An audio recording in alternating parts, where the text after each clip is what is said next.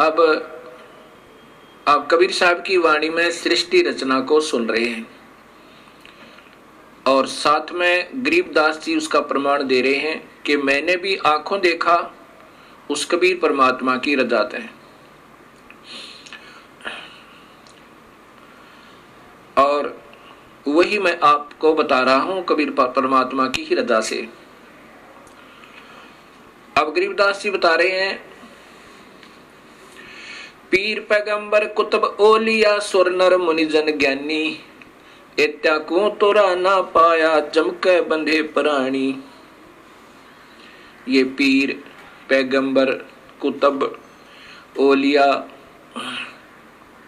ये तो मुसलमानों के अंदर कहा जाता है और उन्हीं को सुर नर मुनिजन ज्ञानी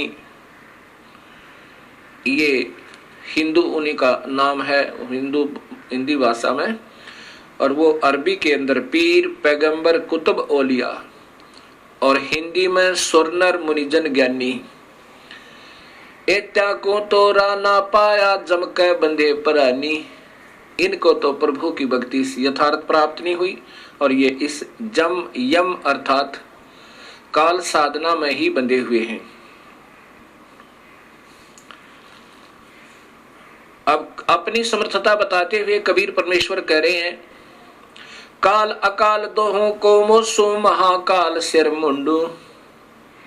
इस काल और अकाल ये परब्रह्म अर्थात काल के दो अर्थ होते हैं। एक तो काल जो खाता है, एक अकाल जो नहीं खाता है। एक काल होता है दुर्भिक्ष, एक काल जिसका विनाश होने वाला हो और अकाल जिसका विनाश कभी ना हो। ये एक ही शब्द के कई अर्थ बनते हैं। अकाल काल अकाल दोहों को मोसो महाकाल सिर मुंडो। मैं तो तख्त हजूरी हुक्मी ही चोर खोज को ढूंढू। कबीर साहब कहते हैं, हम ब्रह्मा विष्णु महेश को बुरा नहीं बताते और इनके बस की बात नहीं बेचारों की। ये तो ये काल यही महाकाल रूप में अपने 21वें ब्रह्मांड में रहता है। इन और ये दूसरे रूप में हर ब्रह्मांड के अंदर ब्रह्मलोक में भी यही रहता है। काल अकाल दोहों को मोसो महाकाल सिर मुंडो। मैं तो तख्त हजूरी हुक्मी ही चोर खोज को ढूंढू। हम तो उस जड़ को पकड़ेंगे, उस काल को, और यही कारण है दुखदाई, सभी जीवों को यही दुखी कर रहा है।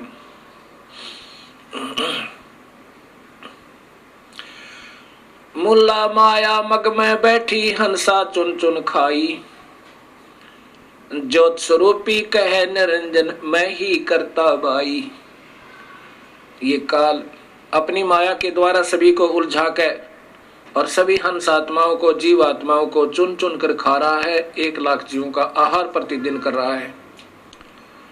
मुल्ला माया मग में बैठी हंसा चुन चुन खाई। ज्योत स्वरूपी कहे निरंजन मैं ही करता बाई। इस काल की द्वारा बिछाया हुआ जाल, ये माया इन सब जीवों को उलझा के, प्रथम तो ये त्रिगुण रूपी माया ब्रह्मा विष्णु महेश के द्वारा जीव को उलझवाता है। उसके बाद ये और जो मूल प्रकृति शेरा वाली के द्वारा इस जीव को उलझवाता है, क्योंकि ये सभी इस काल के वश हैं। इन विचारों का कोई दोष नहीं। ये ज्योत स्वरूपी कहे निरंजन मैं ही करता बाई, ये अनजान आत्माओं को के ऊपर प्रभु बना हुआ है, लेकिन ये प्रभु नहीं है। ये स्वयं भी कहता है 15वें गीता जी के 15वें अध्याय के 16, 17 और 18 श्लोक में। 16 श्लोक में लिखा है कि 2 भगवान हैं, क्षर ये ब्रह्म, क्षर पुरुष, और अक्षर पुरुष ये परब्रह्म। इसी प्रकार 2 स्थिति जीव की है। ये जीव रूप में तो अविनाशी है और ये स्थूल शरीर के अंदर नाशवान है, चाहे ये चाहे ब्रह्मा बना है, चाहे विष्णु बना है, चाहे शिव बना है, और चाहे कोई राजा बना है या रंक बना है या कोई पशु बना है, पक्षी बना है, ये स्थूल शरीर है, ये तो नाशवान है इन प्राणियों का, और जीवात्मा रूप में ये अविनाशी कहलाते हैं। अब ये है गीता जी के अध्याय नंबर 15 का श्लोक नंबर 16 का अनुवाद। और 17वें श्लोक में लिखा है कि वास्तव में अविनाशी, वास्तव में भगवान तो इन दोनों से भी न्यारा है। क्षर नाशवान, अक्षर कुछ अविनाशी। जैसे एक तो कप हो सफेद मिट्टी का बना हुआ, जिसको चीनी का कप कहते हैं, जिससे चाय पीते हैं, और दूसरा हो स्टील का। वो सफेद मिट्टी का बना हुआ कप तो बिल्कुल नाशवान है, शीघ्र ही विनाश को प्राप्त हो सकता है कभी भी। और स्टील लोहे का जो बना हुआ है इस्पात का कप, वो स्थाई समझो कुछ, उससे बहुत स्थाई। किससे? चीनी वाले कप है, लेकिन वास्तव में भी वो स्थाई नहीं है, क्योंकि लोहे को जंग लगेगा और कभी आने वाले समय में, ठीक है काफी समय लग जाता है, फिर भी वो विनाश को प्राप्त होगा, मिट्टी बन जाएगी। परंतु एक सोने का कप हो, अब सोने के कप का विनाश नहीं होता, सोने का अस्तित्व समाप्त नहीं होता, ना जंग लगता है, ना काई लगती है, ना वो नाशवान है। ऐसे ही तीन परमात्माओं का जिक्र गीता जी कर रही है, और जो कि सत्य है। और वही परमात्मा जो वास्तव में भगवान कोई और है, और वही अविनाशी परमेश्वर वास्तव में अविनाशी है, वही तीनों लोकों में प्रवेश करके सबका धारण और पोषण करता है।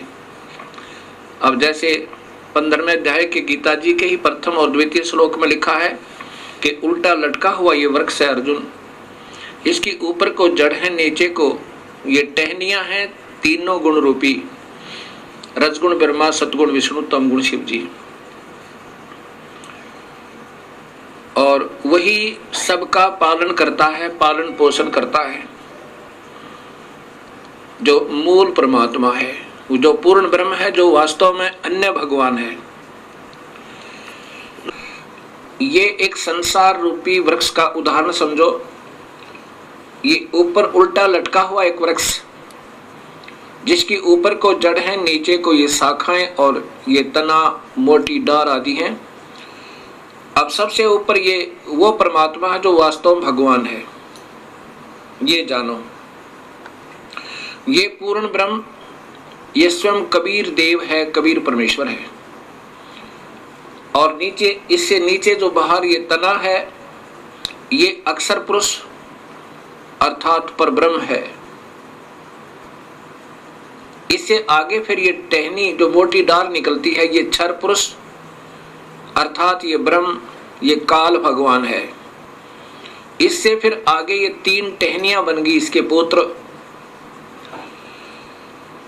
ब्रह्मा, विष्णु, शिव रूपी, ये इसकी शाखाएं हैं। अब ये ऐसे समझना है हमने सृष्टि रचना को, और यही गीता जी बता रही है। और ये पात रूप संसार, कबीर साहब कहते हैं अक्षर पुरुष एक पेड़ है, निरंजन वा की डार, और तीनों देवा शाखा है, ये पात रूप संसार। अब इसमें ये देखना है कि वास्तव में इसका पालन करता कौन है सारे वृक्ष का। ये मूल है, जड़ है, और ये जड़ है वो अन्य परमात्मा, वो पूर्ण ब्रह्म सत्य पुरुष कबीर साहब। अब आप देखिएगा ये पवित्र गीता जी, और इसके अंदर आपको ये श्रीमद् भगवत गीता, गीता प्रेस गोरखपुर से प्रकाशित, ये वही पुस्तक है जो मैं आपको बार बार दिखा रहा हूं। ये है श्लोक नंबर, अध्याय नंबर 15 के अध्याय नंबर 15 और ये श्लोक नंबर 16 है। पहले इसकी ये मूल संस्कृत देखिएगा, सीधा सार्थ इससे बनेगा, क्योंकि इन सरलारकर्ताओं ने स्वयं इतना ज्ञान नहीं था कि ये सत्य को सत्य कह सके। ये लिखा है, दुई इमौ पुरुषो लोके क्षर च अक्षर, इस पृथ्वी वाले लोक में दो भगवान हैं। दवी माने दो, दवी माने दो, इमौ माने इस, पुरुषो माने पुरुष, लोके माने संसार में, क्षर ये नाशवान, ये क्षर ये ब्रह्म है, अक्षर ये पर ब्रह्म। द्वि पुरुषो, अक्षर पुरुष क्षर पुरुष, इन इस पुरुष को यहाँ दोनों स्थान पर लगेगा। ये एवं माने इसी प्रकार, और इसी प्रकार च, और इसी प्रकार क्षर सर्वाणी भूतानि कटुष्ट अक्षर उच्यते, इसी प्रकार जीव की दो स्थिति है। अब यहाँ इनके द्वारा टीका भी देखिएगा, ये श्री जयदयाल गोविंद का जी के द्वारा भाषा भाष्य टीका है। इस संसार में नाशवान और विनाशी भी दो प्रकार के पुरुष हैं। यहाँ पुरुष माने भगवान लिखना था, प्रभु लिखना था। फिर इसी प्रकार सर्वाणी, सब संपूर्ण प्राणियों के शरीर तो नाशवान है और जीवात्मा अविनाशी कहा है। अब ये तो क्षर और अक्षर की ज्ञान दिया। अब वास्तव में ये 17वां श्लोक बताता है, स्पष्ट लिखा है, उत्तम पुरुष है तो अन्य, वास्तव में उत्तम परमात्मा यानी इनसे भी श्रेष्ठ भगवान तो कोई और ही है, जिसको परमात्मा इति उदाहरते। इस पुरुष का अर्थ भी यही दे दिया कि वो पुरुष, वो वास्तव में भगवान परमात्मा है, इस प्रकार कहा जाता है। और वही अवम ईश्वरम, वही अविनाशी परमेश्वर इन तीन त्रिलोक में, इन तीनों लोकों में भी प्रवेश करके, अविश्वय माने प्रवेश करके, विभर्ति माने सबका पालन पोषण करता है, वो अन्य भगवान। अब इन्होंने कैसे किया है ये भी देखिएगा।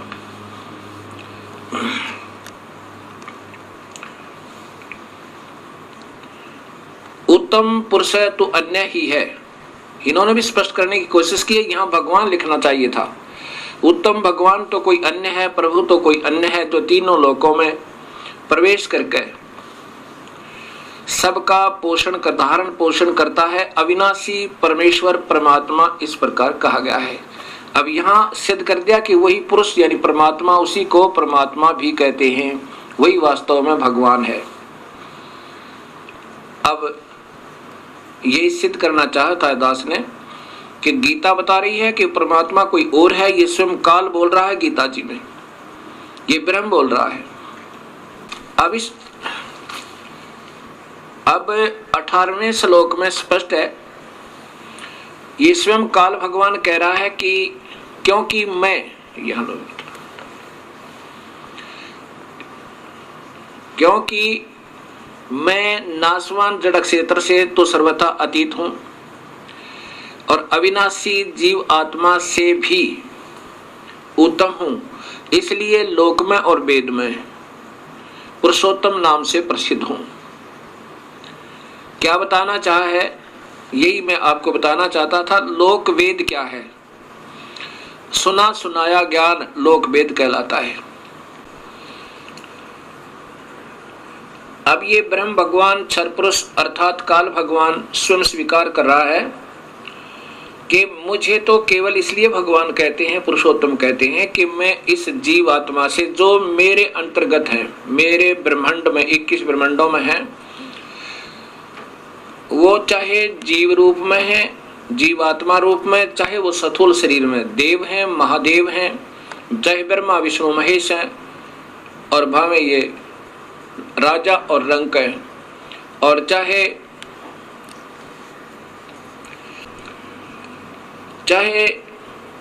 राजा है चाहे रंक है, ये जितने मेरे अंतर्गत प्राणी हैं, इनके ऊपर मैं प्रभु हूं, इनसे तगड़ा हूं, इसलिए मुझे पुरुषोत्तम कहते हैं।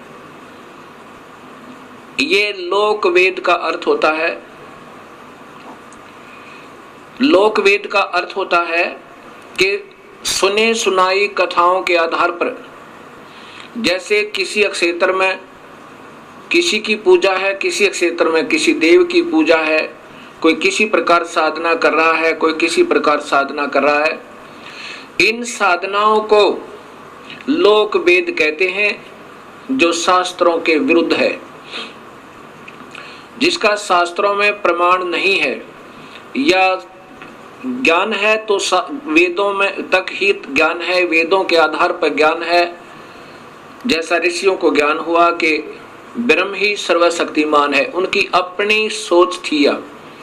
वेद में ऐसा नहीं है, ना गीता में ऐसा है। इन्होंने ही इस ब्रह्म को पूर्ण सर्वशक्तिमान मान के और लोक वेद बना दिए अपनी कथाओं के आधार पर। इसको सर्वस्वा सर्वशक्तिमान, जैसे ब्रह्मा विष्णु महेश को अजर अमर अजन्मा, इनके कोई माता पिता नहीं, ऐसा बना दिया। ये लोक वेद था, ये शास्त्र में प्रमाण नहीं था। शास्त्र को पढ़ा भी, लेकिन ना समझने के कारण जो लोक वेद बन गया। ऐसे कहा कि मैं तो केवल लोक वेद के आधार पर पुरुषोत्तम कहलाता हूं, क्योंकि ऋषियों को पूर्ण ज्ञान नहीं हो पाया। वेद भी पढ़े और उसमें पूर्ण परमात्मा के महत्व जैसा ही इस ब्रह्म को जानकर इसकी ही साधना ओम नाम के जाप से करते रहे। तो यह स्पष्ट कह रहा है कि मुझे जो ऐसा, मैं इसलिए प्रभु माना जाता हूं, और जो मुझे ऐसे परमात्मा मान रहा है अपने ही ज्ञान से, वास्तव में उसको ज्ञान सही नहीं है, तो वो मुझे ही हमेशा भजता रहता है। और ये अनमोल शास्त्र मैंने तेरे से बता दिया, रहस्य युक्त। भगवान रहस्य युक्त क्यों कहा? जब ज्ञान है तो स्पष्ट सबके सामने ही आना चाहिए था। रहस्य युक्त क्यों कहा? क्योंकि ये हमेशा हर जीव को गुमराह करने की चेष्टा करता है। अभी इसी गीता जी के अब 19 और 20 श्लोक आपको फिर दिखाता हूं। ये गीता अध्याय नंबर 15 है, श्लोक नंबर 19। इसमें देखिएगा, हे भारत, जो ज्ञानी पुरुष मुझको इस प्रकार पुरुषोत्तम जानता है, जैसा कि 18वें श्लोक में आपने सुना, वह सर्वज्ञ, सब प्रकार से निरंतर, माम माने मुझे ही, ये वासुदेव इन्होंने अपनी तरफ से लिख दिया, सीधा अर्थ है माम माने मुझको ही, भजती माने भजता है। जो सुने सुनाए ज्ञान के आधार पर मुझे प्रभु मान रहा है वो मुझे ही भजता है, अर्थात पूर्ण परमात्मा को नहीं भजता। अब 20वां श्लोक देखिएगा, ये इस अध्याय का अंतिम श्लोक है। हे निष्पाप अर्जुन, इस प्रकार यह अति रहस्य युक्त गोपनीय शास्त्र मेरे द्वारा कहा गया, इसको तत्व से जानकर ज्ञानवान और कृतार्थ हो जाता है। अब जो सच्चाई मैंने बता दी, ये काल भगवान कह रहा है। इस प्रकार जो सही समझ जाएगा कि मैं परमात्मा नहीं हूं और वास्तव में प्रभु कोई और है, ऐसे जो समझ जाता है ये गुप्त से गुप्त ज्ञान, रहस्यमय ज्ञान को, तो वो फिर समझो पूर्ण ज्ञानी हो गया। और फिर वही अपने हिसाब से साधना करता है। अब इसी गीता जी के 15वें अध्याय का प्रथम और द्वितीय श्लोक ये स्पष्ट करता है कि उल्टा लटका हुआ वृक्ष, ये देखिएगा, यही पंचोदश अध्याय चल रहा है, 15वां अध्याय, ये ऊपर देखिएगा, अथ पंचदशो अध्याय, इसमें प्रथम और द्वितीय श्लोक में लिखा है, ऊर्ध्वम मूलम अधः शाखा अश्वत्थम प्राहु अयम छंदासी अस्य प्राणी प्रणानी यह तम वेद सह वेदवितः। ये उल्टा लटका हुआ, ऊर्ध्वमूलम माने ऊपर को जड़ वाला, अधः माने नीचे को शाखाएं वाला, ये मजबूत एक वृक्ष कहा है, संसार रूपी वृक्ष समझो। और छंदासी अस्य प्रणानी, अर्थात इसके वेद आदि भी इसी का गुणगान करते हैं। और उस तम माने उस अज्ञान अंधेरे में छुपे हुए उस परमेश्वर के, वेद माने ज्ञान को जो सही जान लेता, स वेदवित है, वेदवित, वह वास्तव में ज्ञानी है। अब ये तो सीधा सा बना है, आगे देखिएगा श्लोक नंबर 2। श्लोक नंबर 2 इसमें लिखा कि इस वृक्ष की तीनों गुण प्रवदा उस वृक्ष की, ये देखो ऊपर में, उस संसार वृक्ष की तीनों गुण रूप रजगुण ब्रह्मा, सतगुण विष्णु, तमगुण शिव जी। ये तो वैसे इन्होंने अपने तुक मारा है। तीनों गुण रूपी विषय पर वाला शाखा, विषय विकारों की ये शाखाएं, तीनों गुण रूपी विषय विचारों की शाखाएं अधः माने नीचे और ऊर्ध्व माने ऊपर सर्वत्र फैली हुई है। मनुष्य लोक में भी, और ये मनुष्य लोक में कर्मानुबंधनी मूलानी, ये मूल कारण है, जड़े हैं ये वास्तव में कर्मों को में बंधन की तीनों गुण। मूलानी नीचे और ऊपर सभी लोकों में व्याप्त हैं। अब क्या हुआ कि ये तीन गुण रूपी सतगुण विष्णु और तमगुण शिवजी रूपी ये तीनों शाखाएं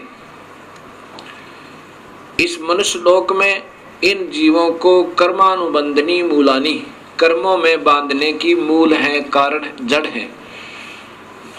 अब इस प्रकार इस गीता जी के ज्ञान को हम समझ के और फिर आगे चलेंगे, तब हम इसको सही ढंग से समझ पाएंगे। क्या बताया?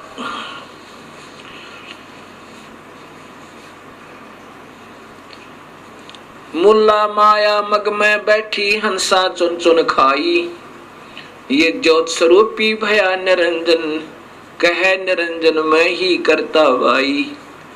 अब ये कह रहा ना कि मैं तो केवल इसलिए भगवान हूं, प्रभु हूं कि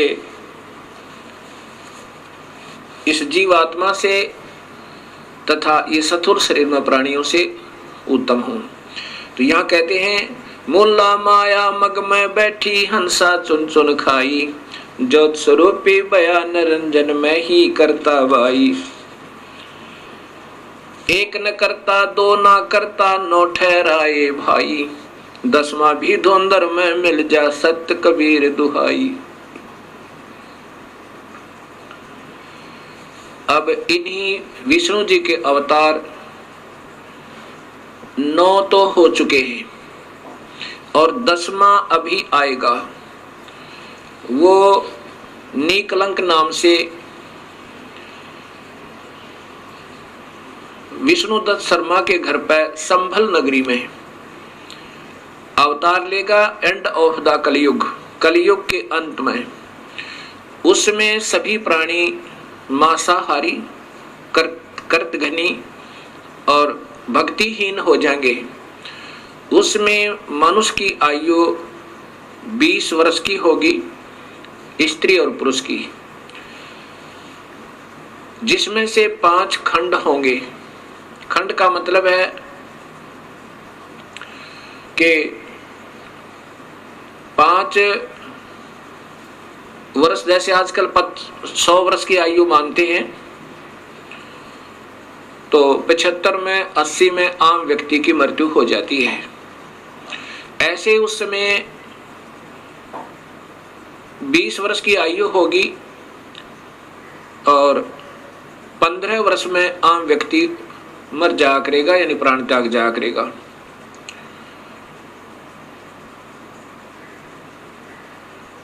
उसमें 5 वर्ष की लड़की के बच्चे उत्पन्न होने प्रारंभ हो जाएंगे और कुल कद जो है, हाइट मानव की ज्यादा से ज्यादा 1.5 या 2 फुट होगी।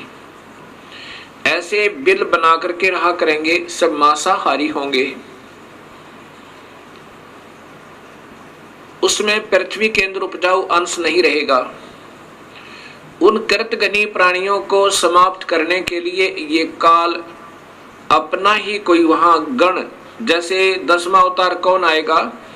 ये राजा हरिश्चंद्र जो कलयुग में बड़े महान पुरुष हुए हैं, उन्होंने प्रभु के लिए अपने बच्चों को भी बेच दिया, अपनी पत्नी को भी बेच डाला लेकिन अपना सत नहीं हारा।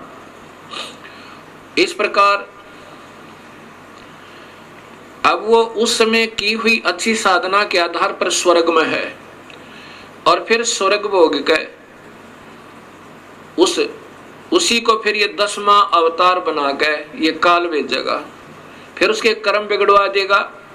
यहाँ पर वो सबको खत्म करेगा। जैसे परशुराम जी ने अक्षत्रियों को काट डाला, उसको शक्ति दे दी काल ने, और ऐसे ही महाभारत का जब युद्ध करवाना था, अर्जुन को शक्ति दे दी काल ने, और जब वो अनर्थ हो लिया फिर वो छीन ली, और फिर वो अर्जुन बिल्लों ने पीटा, और वो गांडीव धनुष नहीं चला उससे। तब वो स्वयं अर्जुन कहता है कि मेरे को भगवान कृष्ण ने छल लिया, युद्ध करवाना था तब तो शक्ति दे दी, अब मेरे से ये धनुष नहीं चल रहा।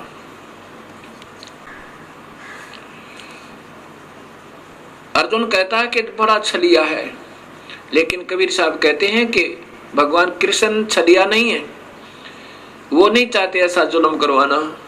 ये तो सब खेल काल खेल रहा है, और ये ब्रह्मा विष्णु महेश और इन्हीं के अवतार बनाकर वो काल इन सबको नचा रहा है। उसके पास रिमोट कंट्रोल है सबका। ये तो खिलौने हैं उस काल के सामने। वो 1000 भुजा का है वो काल भगवान ब्रह्म, और ये ब्रह्मा विष्णु महेश केवल 4 भुजा के, और ये इनकी माँ जो है अष्टंगी शेरा वाली दुर्गा, ये 8 भुजा की। अब ये देखना, एक तो 1000 हॉर्स पावर की मोटर हो, और एक 4 हॉर्स पावर की हो, एक 16 कला के हो, 16 हॉर्स पावर की मोटर हो, और एक 1000 कला की यानी पावर हॉर्स पावर की हो। कितना अंतर होता है। ऐसा ही इन सब के अंदर भिन्नता है।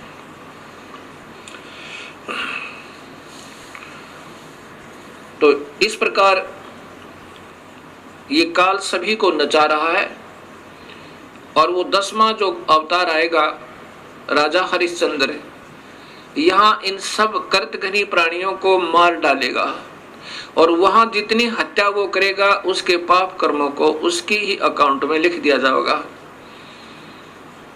और जब ये अवतार यहाँ अपना 10वां पूरा कार्य करके चला जाएगा या उछल कूद के, फिर इसको नरक में ठोका जाएगा जब इसके पुण्य अक्षीण हो जाएंगे। ऐसे ये काल सबको धोखा देके अस्थायी सुख दिखा के इन सबको नचा रहा है, ऐसा कबीर परमेश्वर बताना चाहते हैं। 88 दीप मुनीश्वर बंदे मुल्ला डोरी। इस काल की ही माया के अंदर फंसे हुए हैं कौन कौन? 88,000 ऋषि और 33 करोड़ देवता, 9 नाथ 84 सिद्ध, और ये ब्रह्मा विष्णु महेश जैसी पुण्यात्मा भी ये काल की ही डोर के बंधे हुए हैं, इनसे बाहर नहीं है। 88 दीप मुनीश्वर बंदे मुल्ला डोरी, इतम जमका तलबाना चलियो पुरुष किशोरी। इन इतनों में तो 21 ब्रह्मांड में तो काल ही का तलवाना अर्थात हुक्म चलता है। मुल्ला का तो माथा दागू सत की मोर करूंगा, हंस द्वीप को हंस पुरुष दीप को हंस ले जाऊं, दरा न रोकने दूंगा। अब कबीर परमेश्वर कहते हैं कि इस काल की मुल्ला माया अर्थात सब माया को मैं काट दूंगा, और अपने हंस को सतलोक में पुरुष दीप में पूर्ण परमात्मा वाले लोक में ले जाऊंगा, रास्ता नहीं रोकने दूंगा। मैं साथ रहूंगा अपनी पुण्यात्मा के, जो सत भक्ति मेरे पूरे हंस से पूरे संत का नाम लेकर के और वही 3 मंत्रों के जाप से विधिवत साधना अंतिम श्वास तक करता रहेगा। हम तो बंदी छोड़ कहां धर्म राय है चकवे, सतलोक की सकल सुनावा वाणी हमारी अखवे। 14 भवन गवन है मेरा जल थल में सर्वंगी, खालक खलक खलक में खालक अवगत अचल अवंगी। अगर अलील चक्र है मेरा जहां से हम चल आए, पांचों पर परवाना मेरा ये बंद छुटावन दाए। इन पांचों के ऊपर मेरा तलवाना, मेरा हुक्म चलता है। ब्रह्मा विष्णु महेश और माया और इस काल के ऊपर, ज्योत निरंजन के ऊपर कबीर परमेश्वर कहते हैं कि मेरा हुक्म चलता है। अगर अलील चक्र है मेरा, जहां से हम चल आए, सतलोक से हम आए हैं, और पांचों पर परवाना मेरा, बंद छुटावण दाए। जहां ओंकार निरंजन नाई, ब्रह्मा विष्णु वेद न जाई। जहां वेदों के आधार पर साधना करने वाले वहां नहीं जा सकते, और ना ही ये ब्रह्मा विष्णु महेश जा सकते। जहाँ ओंकार निरंजन नाही, ब्रह्मा विष्णु वेद न जाही। जहाँ करता ने जन भगवाना, काया माया पिंड ने पराना। पांच तत्व गुण तीनों गुण नाही, जहाँ काल द्वीप और नहीं झाई। अमर करूं सतलोक पठाऊं, ताते बंदी छोड़ कहाऊं। बंदी छोड़, बंधन छुटवाने वाला, पाप कर्मों को काटने वाला वो कबीर परमेश्वर कहता है कि अमर करूं, ऐसे लोक में ले जाऊं ये सत सार नाम और सत्य नाम देकर, वहां से फिर तेरा मरण नहीं होगा। अमर करूं और सतलोक पठाऊं, सतलोक ले जाऊं, भेज दूं। इसलिए मैं बंदी छोड़ कहलाता हूं, ताते बंदी छोड़ कहूं। जैसे यजुर्वेद के 5वें अध्याय के 32वें श्लोक में स्पष्ट लिखा है कि वो कबीर परमेश्वर है जो इस काल की बंधन से छुटवाता है, और वो आकार में है।